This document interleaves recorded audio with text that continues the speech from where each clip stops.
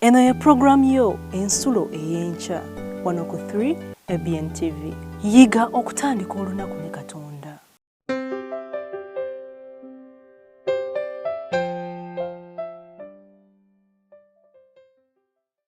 Zabuli 25 olw'omwenda. Omuwandiisi waayo aleeta ebigambo ebigamba bwe biti. Abawombeefu anaabalungamyanga mu musango, abawombeefu anaabalungamyanga mu kkubo lye. Ani alungamya? Mukama Katonda. Abaagalwa, weewaawo omulabi waffe, kinyuma nnyo okutambula mu lugendo lw'obulamu ng'olina omulagirizi. Era omulagirizi wo bw'abanga ye Katonda, otambula nga toliiko kutya. Ekisooka ye yakutonda, ekyokubiri w'otambulira ye yatambulirawo. Ekisuubizo ekyo kyabo bokka abasazeewo okutambula ne Katonda mu butuufu ate era mu bujjuvu, kubanga Katonda tagenda kwekakaatika ku muntu ate era tagenda kuwaliriza kwagala kwa muntu. Naye abo abasazeewo okutambula ne Mukama banaalungamyanga. Kkiriza Mukama akulungamyenga.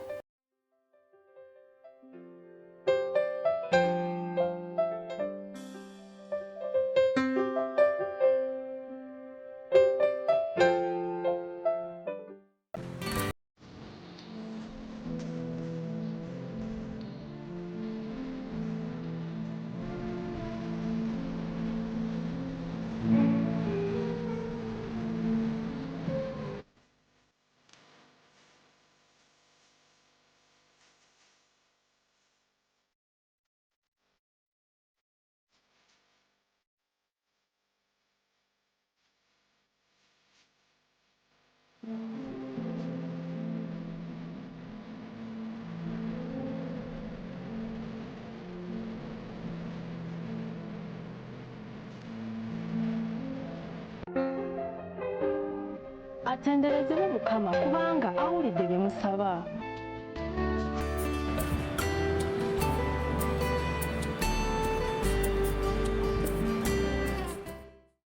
Kulamusizza omulabi wange enkyaleero era ndi musanyufu nnyo nti n'olwaleero Katonda ampadde omukisa okukusinkana era n'okwogerako gy'oli. Puroguramu yaffe eno ey'okumakya ensulo ey'enkya. Puroguramu yakwekwasa Mukama mu mikono gye nga tutandika olunaku, kubanga tukkiriza nti Katonda yafuga. Katonda ye w'ekisa, ye Mukama waffe, ye muyinza w'ebintu byonna. N'olwekyo tumukwasa ebintu mu puroguramu eno ey'okumakya ne tuwulira nga tuli bagumu kubanga tubitadde mu mikono gye. Essaawa zibeera 12 zennyini ez'okumakya. Oyinza okutuyamba n'obulirako munno ayinza okuba nti tamanyi naye n'amanya n'atweyungako ne tunyumirwa nga ffenna nga tutandika olunaku ne Kristo. Puroguramu eno eyamba okusembeza okusinza mu maka. Era puroguramu eno ereeta obuvunaanyizibwa ne tusoma akasisimuka kaffe ate ne tujja ne tukagabanira wamu nga tuli nammwe. Ate puroguramu eno ereeta amaka okubeera obumu, kubanga amaka agasabira wamu era gabeera bumu. Amannya agange ze Nakibinge Wilson, ndi mukadde wa kanisa okuva ku SDA Kampala Central Church, era nga nfunye omukisa okubeerako naawe ku makya ga leero twogere ku kigambo kya Katonda era tunyumyemu ng'abooluganda. Enkyaleero tulina kye tugenda okwogerako nga kikwata ku tekinologiya. Tekinologiya mu luzungu kyayita tekinologi. Tekinologiya naye nga tetunnaba kutandika katusooke twewonge mu maaso ga Katonda. Ayi Mukama Katonda waffe tukwebaza ti enkya eno otuwadde obulamu, otuwadde omukisa era okwogera naawe, kubanga gw'oli Katonda waffe era mukwano gwaffe, era tumanyi nti obeerawo bwe twogera naawe, bwe tukoowoola owulira okusaba kwaffe tusaba otusonyiwe obutali butuukirivu bwaffe era otuwa olunaku olulungi nga tutandika awamu n'okusaba omwoyo wabeere naffe mu byonna ku bwa Yesu Kristo mukama waffe amiina. Olwaleero omutwe gw'ekyo kye tugenda okwogerako kifa ku tekinologiya. Era tekinologiya ng'abantu ab'omulembe guno tumanyi nti tekinologiya kye kintu ekiriwo kaakati. Ate nga ne Yesu bwe yali atubuulira mu biseera bino eby'enkomerero yagamba nti amagezi gali eyongera mu bantu. Ekamu ku bubonero obulaga nti ensi etuukire ddala ku mbeera esembayo nti amagezi gagenda kweyongera mu bantu. Kuba kati tekinologiya gwe tulaba amagezi mangi agataaliwo dda. Bw'obanga gwe omulabi obaddewo emyaka nga nze oba n'okusingawo omanyi nti ebintu bye twalabanga si byebyo bye tulaba kati. Ku mulembe gwa Amiini lwe yaleeta ne TV eya kala eraga langi. Kati abaana bazaaliddwa mu mirembe gino bo balabanga kyo bwe kirina okubeera. Naye ng'ate ffe twalabanga kikulu nnyo luli edda nga tekibeerawo. Twalabanga ennyonyi zaaliwo naye nga zitunula bulala, naye ennyonyi z'omulembe guno za mulembe nnyo. Ne helikopita ze tulaba kati za mulembe nnyo. Tulaba era tuwulira nti waliwo ebyuma ebiraba ensi yonna ne bigiraba. Bannaffe gye bali eyo bakozesa satellite ne bakozesa amaanyi ag'enjawulo ne balaba buli kantu akali mu nsi bwe baba baagadde. Ebyo si magezi ga njawulo. Essimu nze we namalira university nga sikubanga na ku ssimu. Naye kati leero akaana k'emyaka 2-3 kaba kamanyi n'essimu. Kati katunula naye nze nakuba essimu omulundi ogusooka nga nvudde Makerere. Kakati tolaba nti amagezi geeyongedde. Essimu kati erimu na buli muntu. Saagala kwogera nti abali bwe bati ne bwe bati naye na buli muntu amanyi nti essimu kyekintu ekirina okubeerawo. Mu Luzungu tugamba nti it is a right. Ti buli muntu asaana okuba n'essimu. Kakati essimu kyali kintu kikulu nnyo nga kitandika. Ne leero tulaba nga kikulu kubanga essimu eringa kompyuta kati. Buli kimu okifunira ku ssimu. Ne tutunuulira emmotoka. Emmotoka kati bakozeeyo ezitambulira ku masannyalaze kati zikozesa mafuta. Kati ate ebintu waliwo n'ezibuukamu ebitundu. Kati bwe zimala ziriko obupiira ne zigwa wansi ne zeewumba ne zifuuka emmotoka. Nazo tutandise oziraba nga baziraga ey'ebweru zikyali za bbeeyi nnyo. Naye nga weeziri ejjera bw'etuuka awalungi n'ebuuka. Bw'etuuka awazibu yo n'ebuuka. Ate bw'emala n'ekomawo ku luguudo n'egenda weegenda. Olaba nti ago magezi ga njawulo. Bomu nazo bakoze ebyuma bino ebitta abantu binnamuzisa n'akuba nga tagenze ku front line. Bano aba infantry abajaasi ab'ebigere bagenda okutuuka nga ye yakubye edda bali bonna yabafunzizza dda abasse abamu badduse. Kati entalo ne ziba nti ow'amaanyi ye takyafa afa bw'atyo. Kati ezo bomu nazo ne zitta abantu. Ago nago magezi tekinologiya. Kati bwe tudda ku bulamu waliwo ebyuma bye bakozesa n'akolera ku kompyuta n'akulongoosa. Akutaddeko akuuma towulira na bulumi nnyo naye n'alongoosa. Ne bitabanga bino ebyaffe ebyedda eby'okusala agakinda aganene ne batunga enjokyo ez'amaanyi. Oyo yenna tekinologiya. Kaakati ne basimbuliza. Oyinza okuba olina omutima nga mulwadde nnyo. Kaakati omuntu bw'afuna accident mangu naye omutima gwe ne gutayabika naye ng'afa nga bagugyamu guba gukyayokya ne bagutwala ne bagulongoosa mu byuma ne bagukuteekako. Kati gwe n'ofuna omutima omulamu okusimbuliza. Oyo naye tekinologiya ali awo. N'olwekyo siyinza bimalayo mu kimanyi naye njagadde ndageko nti tekinologiya amagezi geeyongedde mu bantu, amagezi mangi nnyo. Neera ago amagezi nago abantu abo bamanye ti Katonda yabasobozesa okutuuka ku ekyo. Olunyiri lwaffe lwe tusoma lwe tujja okukozesa enkyaleero luli mu Bakolinso ekisooka essula 15 okuva ku lunyiri olwa 5 n'olwa 5 nga lugamba bwe luti. Laba mbabuulira ekyama tetulyebaka ffenna naye ffenna tulifuusibwa mangu ago nga kutemya kikkowe. Akagomba ak'enkomerero bwe kalivuga kubanga kalivuga n'abafu balizuukizibwa obutavunda, naffe tulifuusibwa.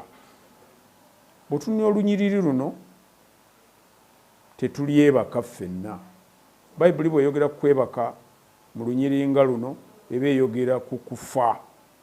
Tetulifa ffenna, okufa, okubeera eyo mu kufa obutamala. Tetulyebaka ffenna, naye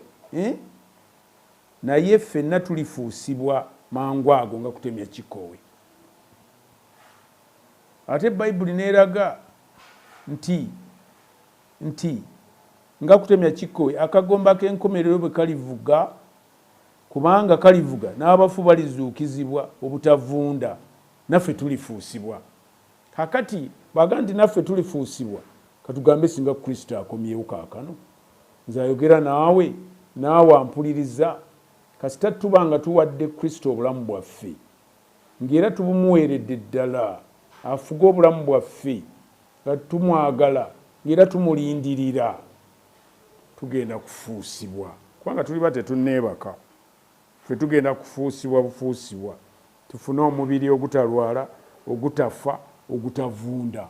Nga kiriba kyanjawulo nnyo nti singa Kristo ajja kati nga bwe njogera, ogenda okundaba nga gw'okyandaba ku TV nga nfuusibwa. Ekyamagero ekirungi nga naawe ofuusiddwa erudde eyo. Si weewaawo, ekyo tekiriba kya muwendo nnyo munange. Kale Mukama mukulu nnyo nti ajja tufuusa. Oyo tekinologiya omuzungu tamulina. Bagenda ne bagamba nti kati katuggyeko enkanyanya, kozesa bino bijjeko enkanyanya, naye era osigala amagumba makadde, obulamu nga bukadde, tayinza kufuusa. Tekinologiya wa Mukama oyo ali mu lunyiriri luno, omuzungu oba omugezigezi ow'ennaku zino ne bw'ataba muzungu tamulina. Wano tuweereddwa ekyokulabirako nti omukazi omu mu Georgia kiri mu Amerika, mu ggwanga erya Amerika, eyakutukako emikono gye mu ngeri y'ekikangabwa. Nga bwe mumanyi tugenda ne tulaba accidents nga kugataliiko nfuufu, nga accidents zitabuse ne zituga abantu, endala ne zibakutulako ebitundu byabwe n'alajjana naye ng'olaba bambi emikono gigenze, amagulu gagenze. Kaakati akugamba omukyalo ono naye yafuna ekikangabwa, emikono ne gikutukako. Ate ekirwadde ne kimulya okugulu n'ekigere ne kikibwebwena. Omukyalo ono yaweebwa emikono egy'amasannyalaze, eyo tekinologiya gimuyambeko emikono egyo okukola emirimu egy'okwefaako, emirimu egy'obulamu egyawaka omuli okufumba, okweyonja n'okunywa n'okulya. Kati omukyalo ono afunye ebintu ebyo bya tekinologiya ne bimuyamba akozesa emikono nga gy'amasannyalaze naye nga byuma, ne guva eri ne gujja ne gutuuka eno ne gumuwa n'alya n'aba nga asobola okweyonja n'abeerawo. Yo tekinologiya mulungi. Omukyalo ono n'ayita mu bigambo ebifaanana bwe bityo. Kaakati kino kitujjukiza n'omusajja omulala yali wakatemba ng'ali ku TV mu mwaka nga 1970 abaaliwo. Omusajja yali ayisibwa bubi ebisago n'azzibwawo n'ebitundu ebya roboti. Roboti nakyo kyuma kyamasannyalaze, kirimu tekinologi mungi, sisobola kinnyonnyola naye kisobola okukola emirimu ng'eyo omuntu gy'akola gyonna. Bayinza okubeera mu factory ne bateekamu zi roboti ne zitandika okukola ebintu, okusitula, okuteekako bino, okusiba ebintu, oba kuteeka wamu kompyuta ne bigiteekamu nga byo birina buli kimu bikimanyi, nga birina amagezi kumpi ng'ag'omuntu. Baba babiseetinze mu ngeri ya kompyuta. Roboti ezo ne zikola omulimu. Kati omusajja ono yateekebwako ebitundu ebimu ebya roboti. Era kati ne tekinologiya akulira ku misinde egy'ekizungirizi ng'omukazi ono bwe tumulabye nga bamutaddeko emikono egy'amasannyalaze.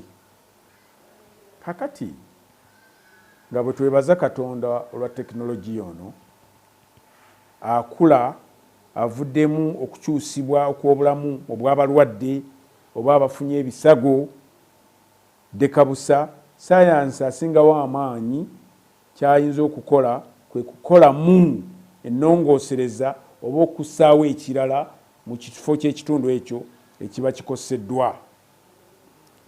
omuntu afuna okulongoosebwa okutaasa obulamu bwe lumu naye era abajja kufa kubanga bataasa bulamu bwo. Tekinologiya wawa omuntu bw'abanga akoze ku bulamu bwo asobola okukuwaayo ekiseera. Era wanaagamba nti omuntu aweebwa ekitundu ekirala abeera n'essuubi ery'okuwangalayo emyaka oba 20 oba 3 oba 10. Ekyewuunyisa ekikakafu weewaawo kyakaseera katono nnyo. Tekinologiya akuyamba. Omuntu oyinza okulongoosebwa ng'obadde n'ekizibu munda mu lubuto ne weeyongerayo emyaka 3-4 abamu babeerawo n'enkaaga. Tekinologiya oyo aba akugasizza naye ne bwe giba mingi mitya egyo gyakaseera katono nnyo. Bwe tuba tukyali mu nsi muno tulaba nti egyo myaka mingi naye abaddewo ebbanga eriwerako balaba nti emyaka gituuka ekiseera ne gigenda nga gigenda emyaka ng'enjogera bweri ne gikuggwako kubanga obeera omanyi gye gijja okukoma kati ogenda kulanga emyaka gigenda gikuggwako. Kiba kikyamu nnyo okutandika okulowooza okusimba ebibira eby'emiti egy'emivule nga mb'osimba gikuyambe mu biseera bye by'omu maaso naye ng'oli ku myaka 80 awo tewandibadde ng'osimba miti gya mivule wabula oba ogisimbira baana bo n'abantu abaliddawo naye ggwe emyaka giba gikuweddeko. Naye na wano bwe tufuna obuyambi bwa tekinologiya ku bulamu bwaffe kaakano butuyamba okubeerawo akaseera naye tugeraageranye ne Katonda kyayinza otukolera. Ti Katonda ayinza otukolera ate ekyamaanyi ekisingawo eky'emirembe n'emirembe.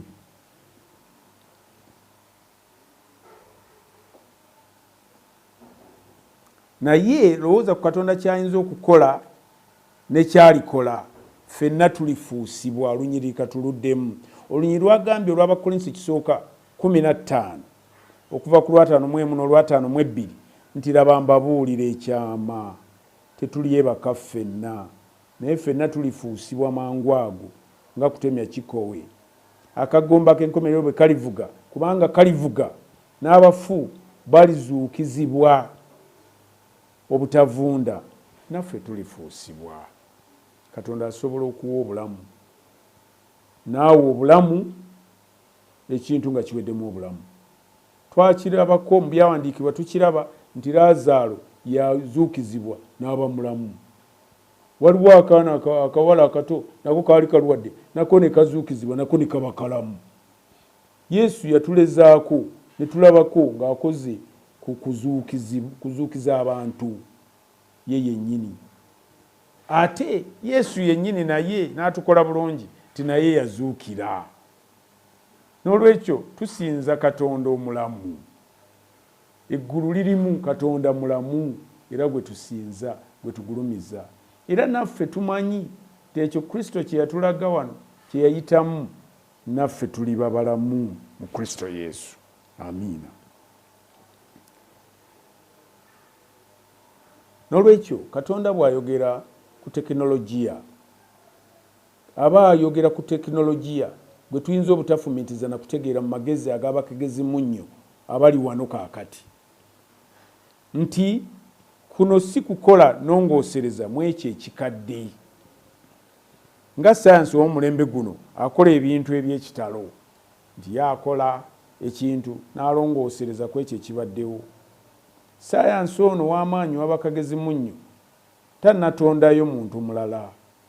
Betutunulya bino bi GMO ebintu bye bagenze bafuusa ebimera ne bakolamu era bayunga kino ne kiri ne balyoka bajjamu ekintu ekiri awo. Ennaku zino waliwo omuntu yandetera omuyembe nga munene nnyo bwe guti kulinga ffene. Kaakati omuyembe ng'ogwo oba ogutya kubanga ekiguzimbulukusizza naawe kiyinza okuzimbulukusa bwe batugamba. Kiyinza okukola mutation mu bulamu bwo bakagezi munnyo ate abamu bwe batugamba. N'olwekyo bakuwa amagezi nti singa ogenda mu katale tewandiyaayaanidde nnyo miyembe gy'otu. Naddala nga kati nze mbaddewo emyaka mingi nalabanga emiyembe mu kyalo ng'emiyembe giri mu sayizi z'entegeera entonotono, emiyembe ng'egyakagoogwa, emiyembe egya doodo. Naye leero emiyembe gye tulaba egimu giba gisusse sayizi bwe zandibadde n'entunula yaazo. Oluusi egimu n'empooma si eyo kubanga gisaabuluddwa amagezi ag'oku nsi kuno. Genda mu katale ogule ekintu ky'owulira nti kyekisaanidde ate kyandibadde nga kiri mu mbeera ey'obutonde kyekyandisinze obulungi, kubanga sayansi oluusi ate ayitawo n'atukolera ekintu ekitali kituufu. Naye lowooza ku Katonda kyayinza okukola nti ye Katonda asobola okuwa ekintu obulamu ekibadde kivuddemu obulamu ng'ate tayogera ku kirala, ayogera ku ggwe omulabi wange nange enkyaleero, nti bwe twesiga Katonda, bwe tutambula naye, bwe tumuwa obulamu bwaffe, bwe tumukkiriza, Katonda oyo agambye nti tetulyebaka ffenna naye ffenna tulifuusibwa, kubanga abafu nabo balizuukizibwa tebalyebaka, ate abalamu balifuusibwa ne bafuna omubiri omuggya ogutavunda ogutafa. Kyokka tubeere ne Katonda waffe emirembe n'emirembe. Kuno si kukola nnongoosereza ku ekyo ekikadde nga sayansi w'omulembe guno akola ebintu eby'ekitalo. Katonda wa sayansi ayinza okukola ebikira ku ebyo. Lumu Katonda ajja kuzuukiza abafu, awe bombiriri abatuukirivu ababa bafudde, ate n'abalamu emibiri emiramu emijja. Tekinologiya ekyo tasobola kukikola ono gwe tulaba leero. Katonda yatukola nga tuli bantiisa ab'ekitalo.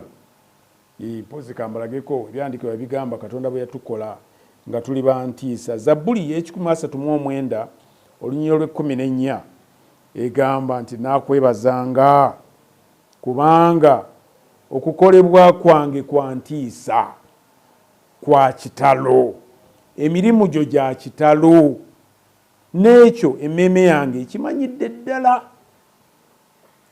Ampulirize enkyeno omulabi wange, kansuubire nti naawe emmeeme ye ekimanyidde ddala. Kwegamba oli kompyuta ey'omulembe nnyo, n'alaba nti ennyindo zirimu obutuli, n'akolayo obugalo buyinza okutuukayo eyo yonna. N'olaba amannyo ng'agatadde awo galinze, oluteekayo ekintu ne bw'otogalagira nga go gatandise dda nga n'olulimi lukola ebyago ebyalwo.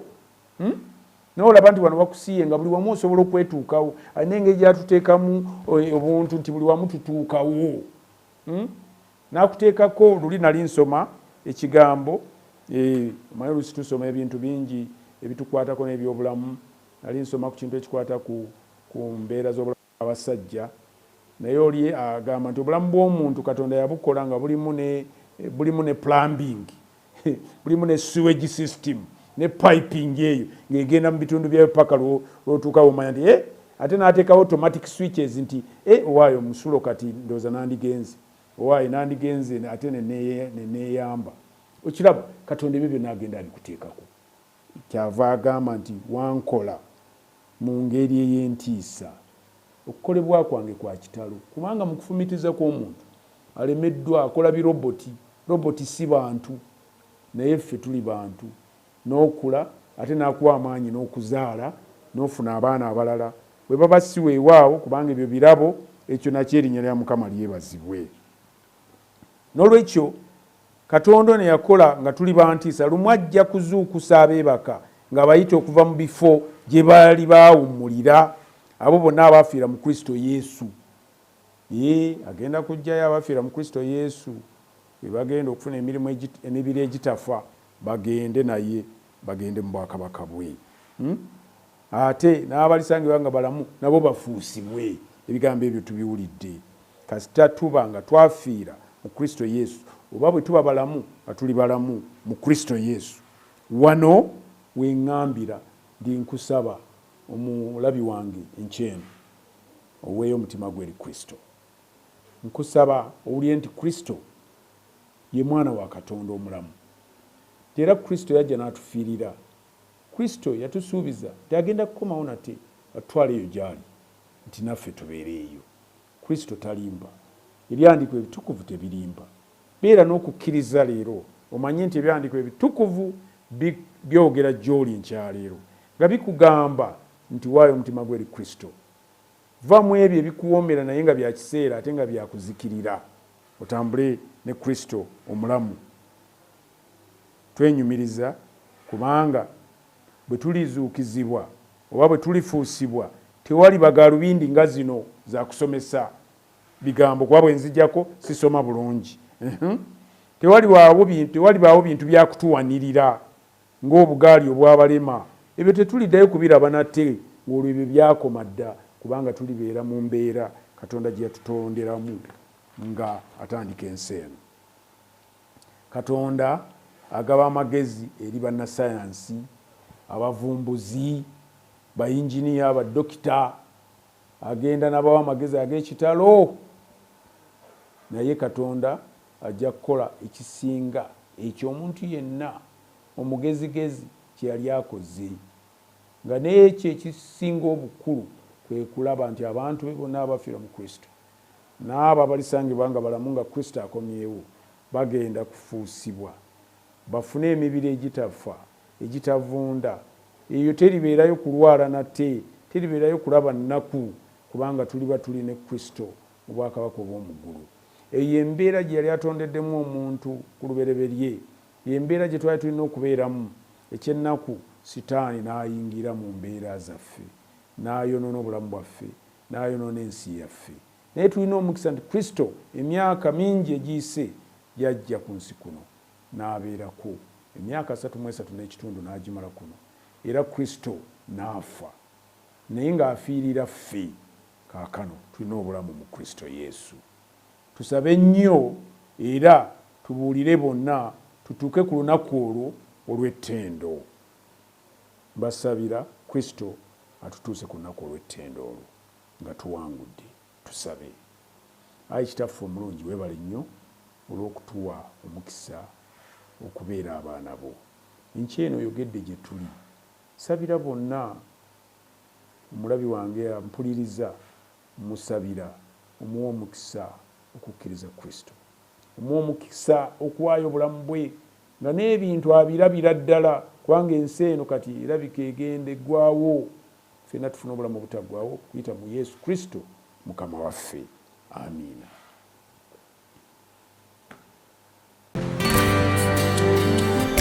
Yiga okutandika olunaku ne Katonda. Olwo nno ebisuubizo bye birabike gy'oli.